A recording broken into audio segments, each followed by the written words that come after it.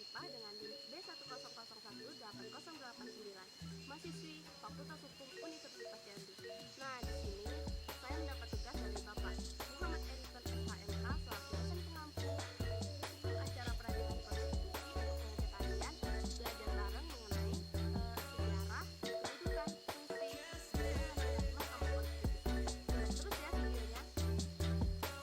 Nah guys, ada informasi penting nih. Kalian harus tahu gimana sih awal mula terbentuknya Mahkamah Konstitusi. Check this out.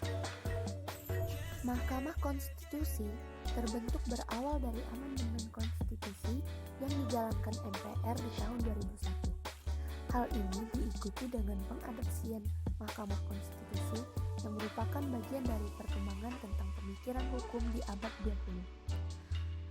Undang-Undang Dasar sudah mengalami beberapa kali perubahan, tetapi perubahan ketiga yang berhubungan dengan penantian pembentukan Mahkamah Konstitusi. Pada perubahan tersebut, dilakukan penetapan bahwa Mahkamah Agung melaksanakan fungsi dari Mahkamah Konstitusi. Fungsi tersebut dilakukan MA sampai MK terbentuk. Hal ini tertuai pada pasal 3 Aturan Peralihan Undang-Undang Dasar 1945 perubahan keempat. Agar sesudah Mahkamah Konstitusi terbentuk mempunyai aturan dan pedoman dalam melaksanakan tugas dengan benar, DPR bersama pemerintah bekerja sama untuk membuat rancangan undang-undang mengenai konstitusi. Pada 13 Agustus 2003, hasil pemusyawaratan dan pembahasan yang detail antara DPR dan pemerintah mengenai Mahkamah Konstitusi menghasilkan Undang-Undang Nomor 24 Tahun 2003 tentang Mahkamah Konstitusi. Nah, hari ini juga yang diperingati sebagai hari lahirnya Mahkamah Konstitusi. Di tanggal 15 Agustus 2003, dikeluarkan Keputusan Presiden Nomor 147 Tahun 2003. Keputusan ini berkaitan dengan Hakim Konstitusi pertama. Kemudian pada tanggal 16 Agustus dilakukan pembacaan sumpah jabatan oleh para Hakim Konstitusi di Istana Negara. Adanya keputusan Presiden yang dikeluarkan oleh Hakim Konstitusi yang dibentuk, maka sejak inilah Mahkamah Konstitusi sudah terbentuk. Itulah tadi awal pembentukan dari Mahkamah Konstitusi.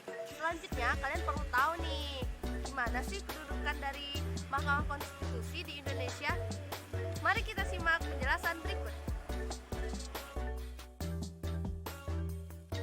Kedudukan Mahkamah Konstitusi dalam skema trias politika sesuai dengan sistem ketatanegaraan Indonesia berada dalam lembaga yudikatif, karena Mahkamah Konstitusi sejajar dengan Mahkamah Agung.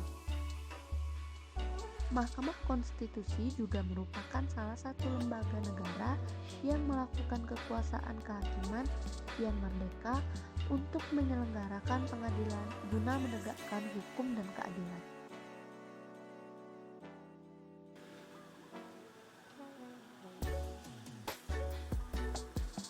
Nah guys, setelah tahu kedudukannya, kamu juga harus tahu nih fungsi dari Mahkamah Konstitusi itu. Apa sih sebenarnya fungsinya? Simak terus ya videonya. Fungsi Mahkamah Konstitusi diantaranya yaitu yang pertama, melakukan pengawalan konstitusi di Indonesia. Hal ini artinya bahwa Mahkamah Konstitusi harus melakukan penegakan konstitusi sesuai dengan Undang-Undang Dasar 1945. Yang kedua, menjaga dan menjamin terjadinya penyelenggaraan konstitusionalitas hukum. Maksudnya, MK bertanggung jawab terhadap substansi konstitusi yang ada di Indonesia. Yang ketiga, melakukan pengujian undang-undang terhadap Undang-Undang Dasar 1945. Di sini, MK berfungsi sebagai pengawal konstitusi agar tidak menyeleweng dari ideologi negara, yaitu Undang-Undang Dasar 1945 diikuti dengan Pancasila. Yang keempat, melakukan putusan sengketa yang terjadi antara lembaga negara. Sesuai dengan fungsi sebelumnya, maka MK juga mengambil alih dalam mengadili perselisihan sengketa antara lembaga negara.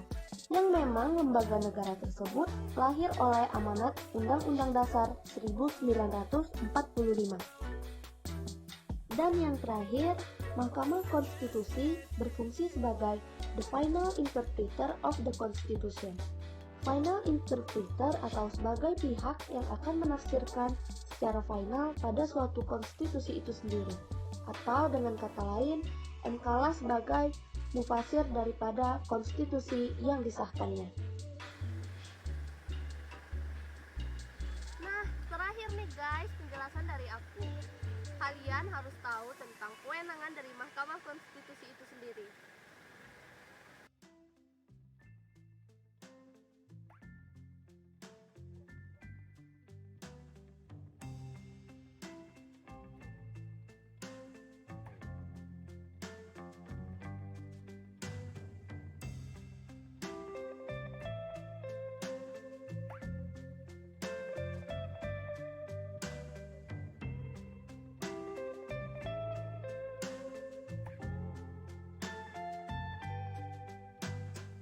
Yang pertama, menguji undang-undang terhadap Undang-Undang Dasar Negara Republik Indonesia tahun 1945.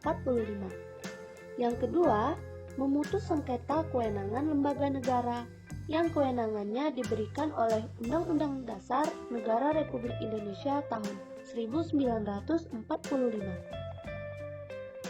Yang ketiga, memutus pembubaran partai politik. Dan yang keempat, memutus perselisihan tentang hasil pemilihan umum.